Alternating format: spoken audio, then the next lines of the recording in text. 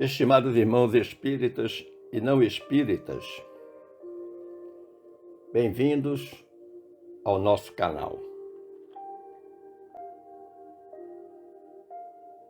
Com muita alegria, retorno ao Centro Espírita Maria de Nazaré, esta casa de amor e caridade, aqui na cidade de Gravatá, em Pernambuco. Que Jesus abençoe a todos nós com a sua paz.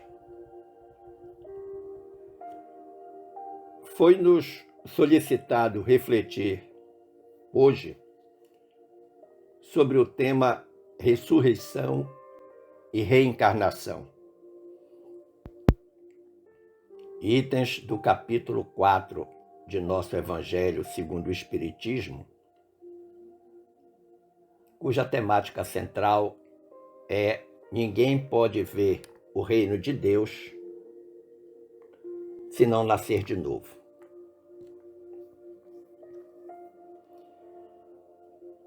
Nós observamos 3 registros evangélicos sobre esse tema. O primeiro está em Mateus capítulo 16, versículos 13 a 17, e em Marcos capítulo 8, versículos 27 a 30. E esse registro relata a pergunta de Jesus feita aos seus discípulos, quando o mestre disse: "O que dizem os homens em relação ao Filho do Homem?"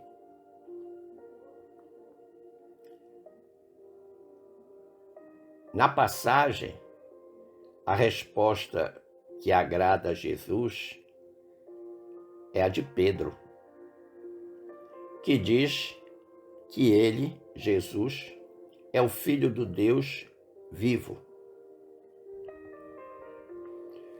O segundo registro está em Marcos capítulo 6, versículos 14 a 16, e em Lucas capítulo 9, versículos 7 a 9. E ele descreve a preocupação e a indignação de Herodes acerca dos feitos de Jesus, e que, segundo se dizia na época, era João Batista ressuscitado, o mesmo João que Herodes mandara degolar a pedido de Salomé. O terceiro registro está em Mateus capítulo 17, versículos 10 a 13, e Marcos capítulo 9, versículos 11 a 13. E relata a pergunta dos discípulos que acompanhavam Jesus no episódio da transfiguração, ocorrida no Monte Tabor, na qual foram erguidas 3 tendas, uma para Moisés, uma para Elias e uma para Jesus. Em todos os 3 registros, é possível observar o reaparecimento de pessoas que já haviam morrido ou desencarnado. Mas você pode estar perguntando: qual a diferença entre ressurreição e reencarnação?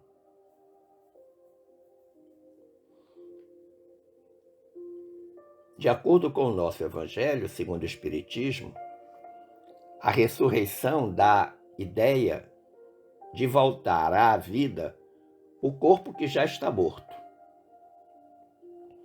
o que a ciência demonstra ser materialmente impossível, sobretudo quando os elementos desse corpo físico já se acham desde muito tempo dispersos e absorvidos na terra onde o cadáver foi sepultado.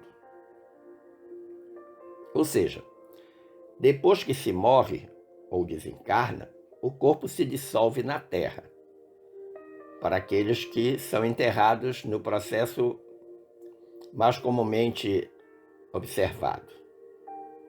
Nos casos em que o cadáver é cremado, ele vira cinza em temperatura acima de 1000 graus centígrados.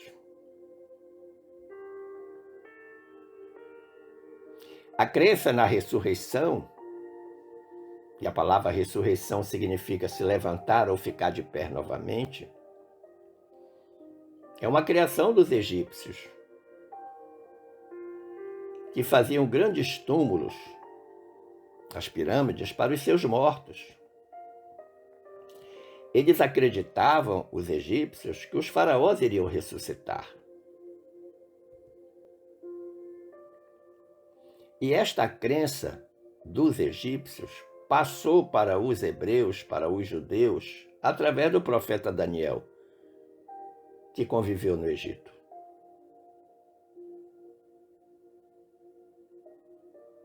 O despertar físico ou espiritual, na ressurreição apontada por Paulo,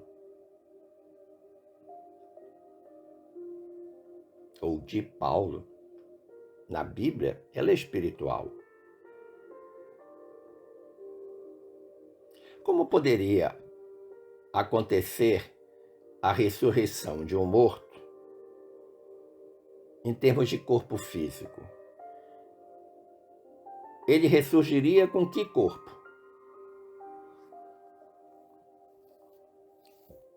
Da sua última encarnação?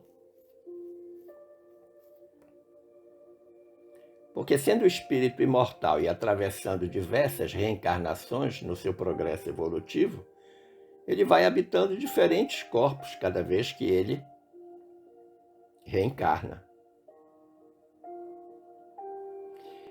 Com relação ao termo reencarnação, diz o nosso Evangelho que ela é a volta da alma ou do espírito, o mais correto é dizer do espírito, porque a alma é o espírito apenas quando está encarnado. É a volta do espírito à vida corpórea, mas em outro corpo, especialmente formado para ele, e que nada tem de comum com o antigo corpo que o espírito habitou. Esse é o caso de que se afirma que João Batista era a reencarnação de Elias, exatamente do profeta Elias. É por isso que no episódio do Monte Tabor, depois da transfiguração, Jesus disse aos discípulos: é verdade que Elias há de vir e restabelecer todas as coisas. Mas eu vos declaro que Elias já veio, e eles não o conheceram, e o trataram como lhes aprouve. Então Jesus estava dizendo exatamente isso. Elias voltou como João Batista, não foi reconhecido e foi tratado com a mais absoluta violência da parte de Herodes.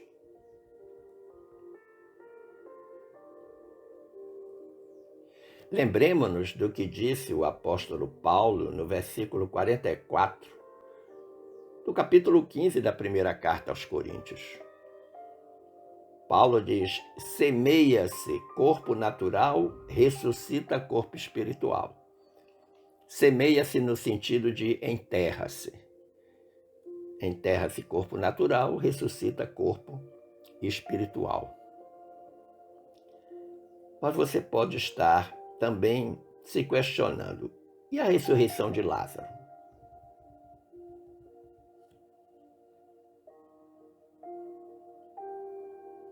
Foi de fato uma ressurreição? Lázaro, um querido amigo de Jesus, por quem Jesus chorou quando chegou e encontrou já dentro do sepulcro. Lázaro, que era irmão de Marta e Maria, todos muito amigos de Jesus. Mas aqui vale uma explicação. Lázaro morreu, e esse morreu nós temos que colocar entre aspas, porque efetivamente Lázaro não morreu. Mas ele teve um fenômeno biológico, ou passou por um fenômeno biológico, digamos uma doença, chamada catalepsia. A catalepsia é uma condição, na grande maioria das vezes, transitória, na qual o paciente ou a pessoa apresenta uma incapacidade total para mover os membros, a cabeça, ou até falar. É como se ela ficasse completamente paralisada.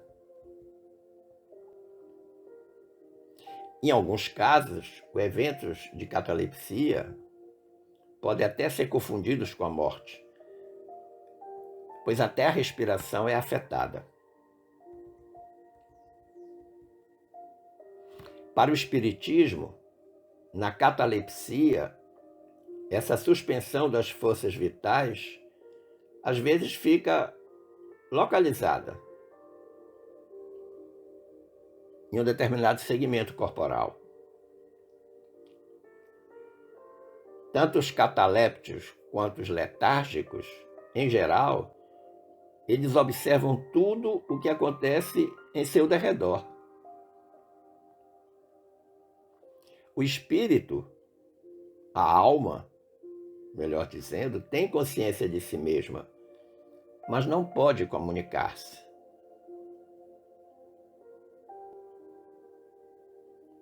O corpo não está integralmente morto, mesmo quando se inicia a decomposição.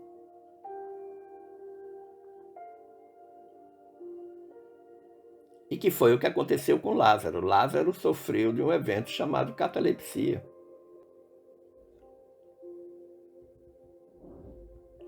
E com relação à atuação de Jesus nesse episódio, nós sabemos que, em razão da poderosa vontade do Cristo e do seu excepcional magnetismo,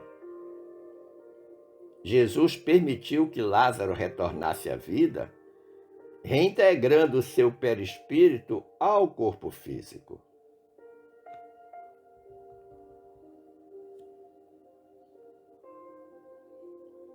Tal como a gente lê no item 39 do capítulo 15 da obra intitulada A Gênese,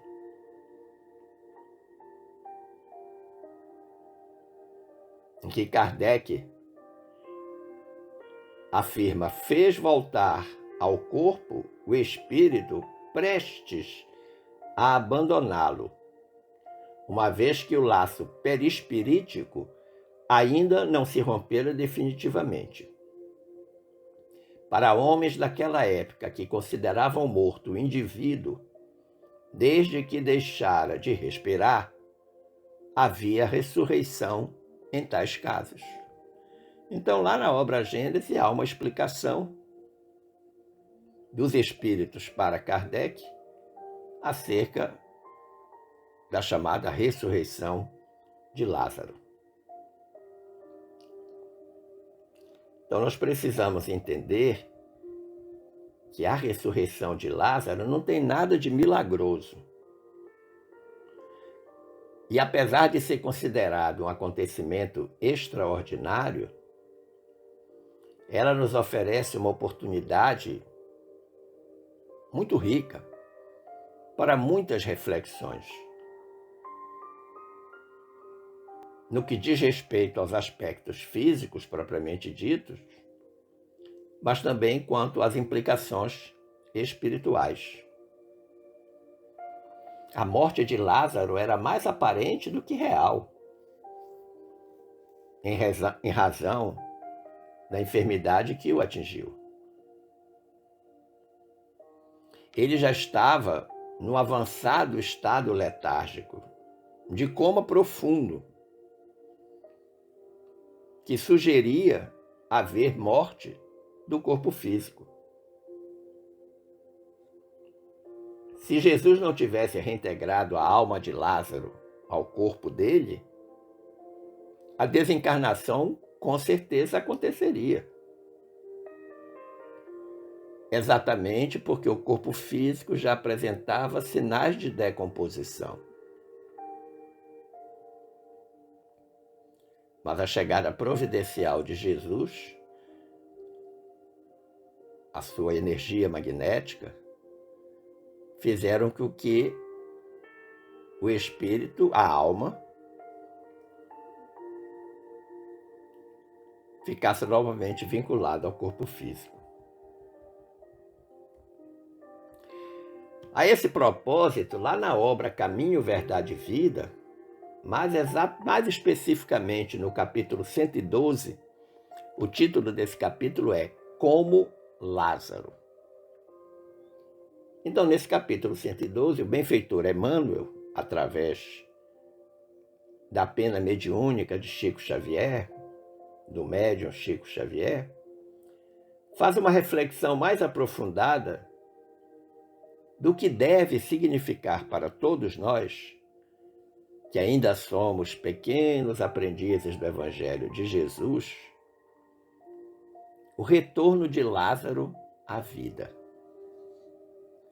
Então, Emmanuel faz uma avaliação, uma reflexão extremamente interessante do que de fato significa esse retorno à vida.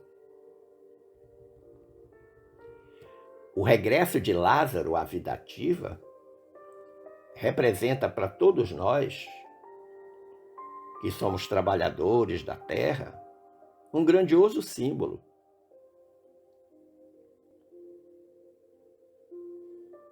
Os criminosos arrependidos, os pecadores de todas as ordens,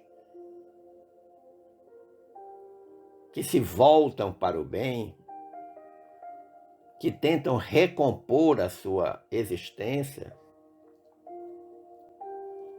aqueles que trincaram o cristal da consciência, entendem a maravilhosa característica do verbo recomeçar. O regresso de Lázaro à vida é um recomeço. E é assim que nós devemos, então, pensar e refletir sobre essa questão.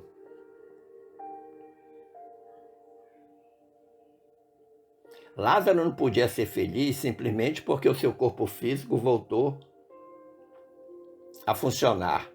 Não apenas por isso, mas pela possibilidade de reiniciar a experiência humana com novos valores.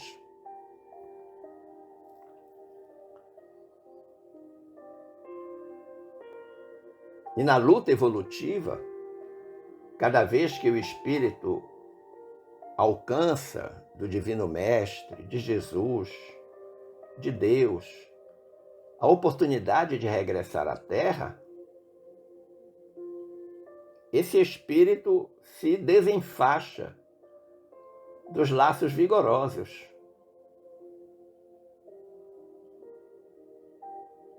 Laços esses que o prenderam, laços da angústia, do remorso, do medo, da culpa.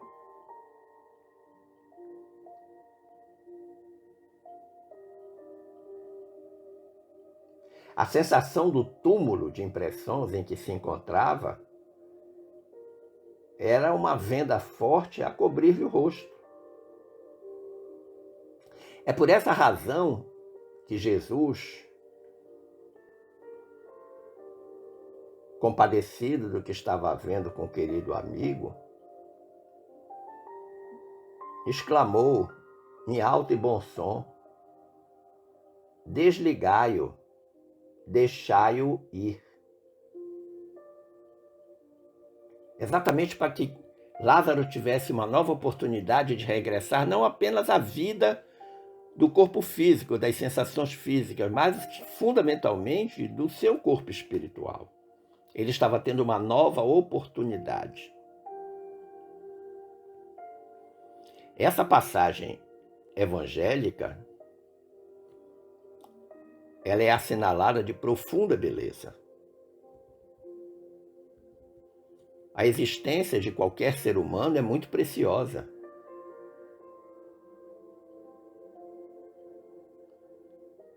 Porque o Cristo, naquele momento de Lázaro, ele permite que os laços de erro,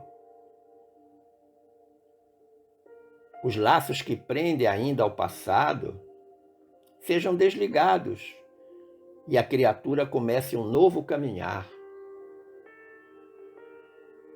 Um caminhar em direção às verdadeiras fontes da vida humana.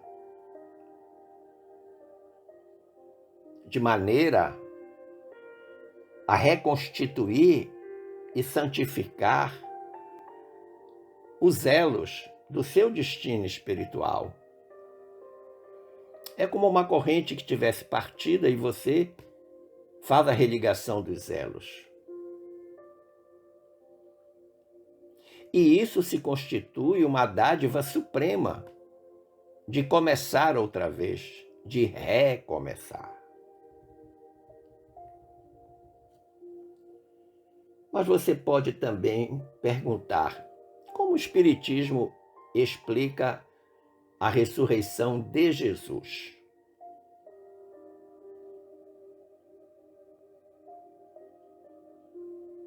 Vamos entender que os teólogos medievais resolveram dizer que o corpo de Jesus transportou-se do plano físico para o plano espiritual.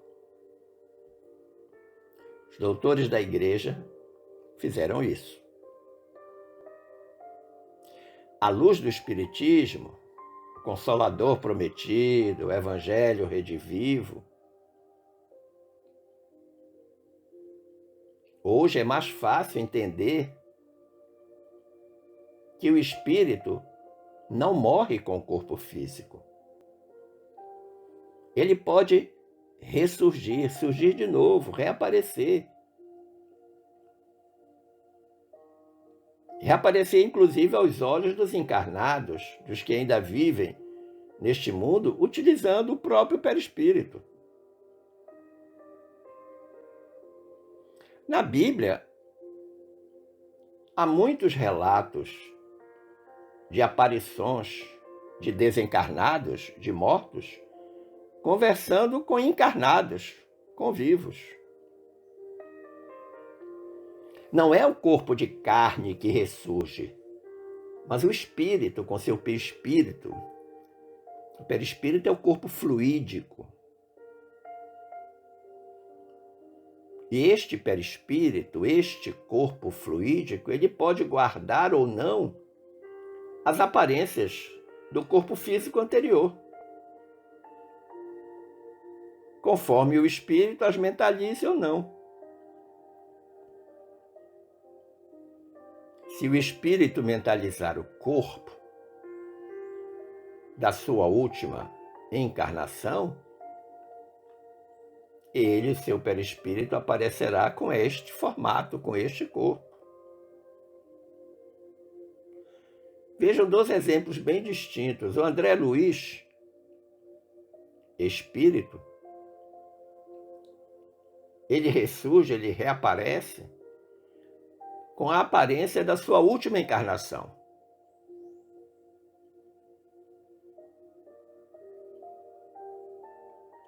Por outro lado, o benfeitor Emmanuel, que teve muitas reencarnações, ele reaparece com a aparência que mais marcou a sua vida e que foi na época em que ele viveu simultaneamente com Jesus,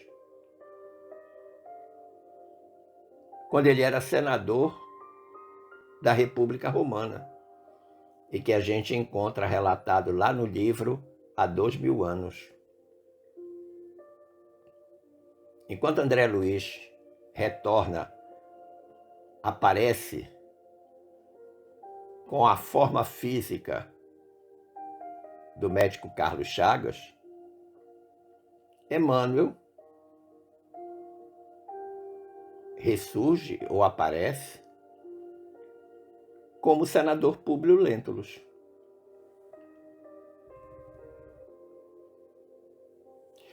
O reaparecimento do espírito no plano terreno se dá em diferentes graus, de diferentes formas, desde a simples visão, chamada de vidência, até a aparição, que é visível, mas intangível, ou seja, você não pode tocar. Recordemos que quando Jesus aparece para Madalena, que ela dirige-se para tentar abraçá-lo com as saudades que estava do mestre, ele diz: não me toques por enquanto. Ou seja, era uma aparição, era visível, mas intangível, você não podia pegar, segurar.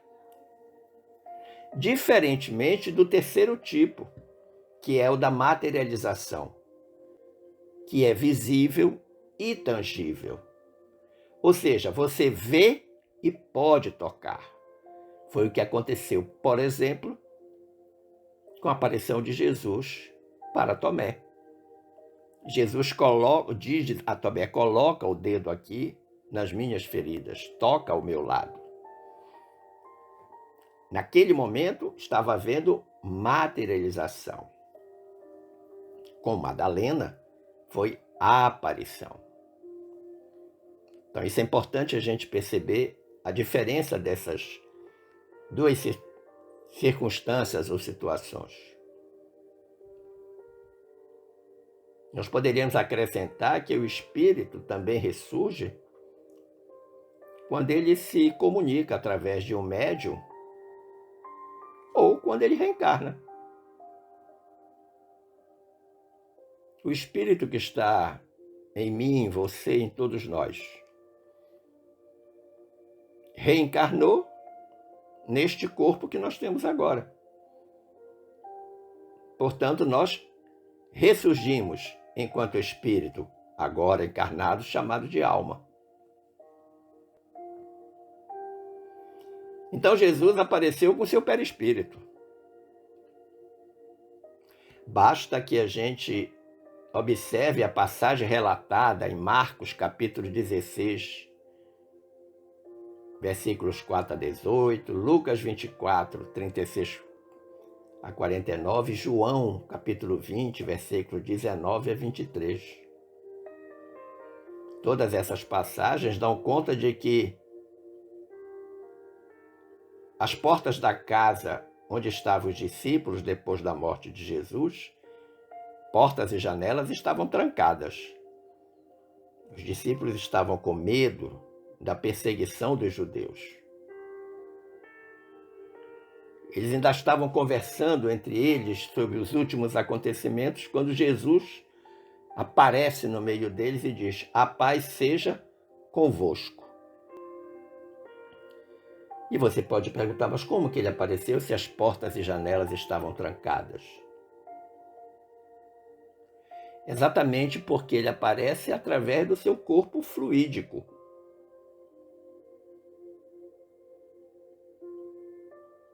E para o corpo fluídico não há nenhum obstáculo que não possa ser vencido. Paredes, portas, janelas, o corpo fluídico atravessa.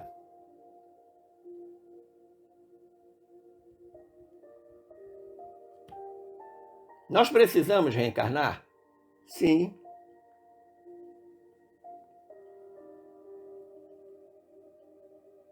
E eu levantei 6 verdades inquestionáveis sobre a necessidade da reencarnação. A primeira: a reencarnação é o meio que dispõe o espírito para abreviar a caminhada rumo à perfeição.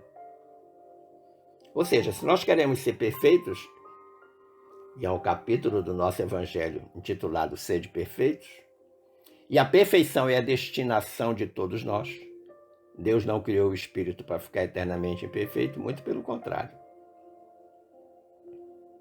Então a reencarnação, voltar à carne, é um meio que o espírito tem para continuar a evoluir.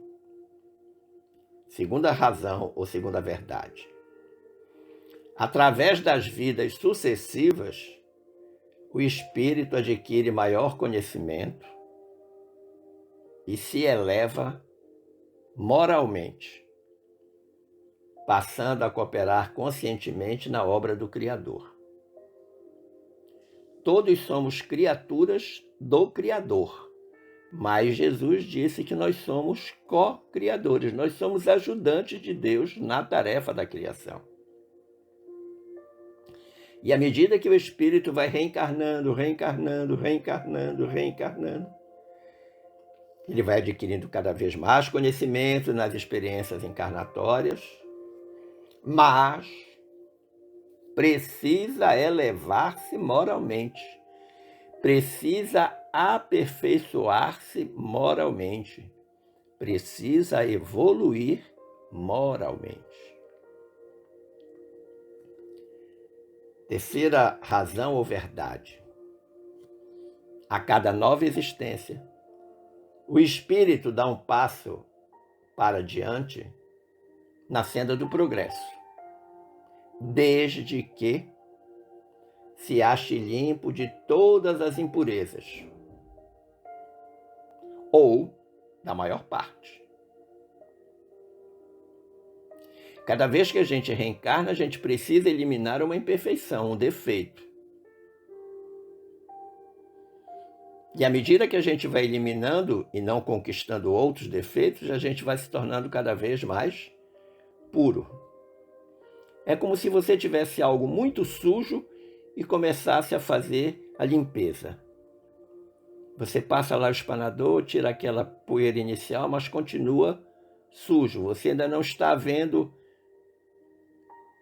a superfície do objeto porque ela está coberta de muita sujeira.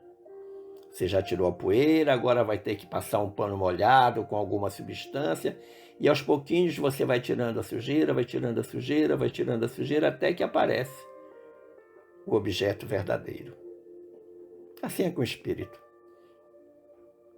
Cada vez que a gente reencarna e depura uma impureza, retira um erro, uma imperfeição, a gente vai se tornando mais limpo.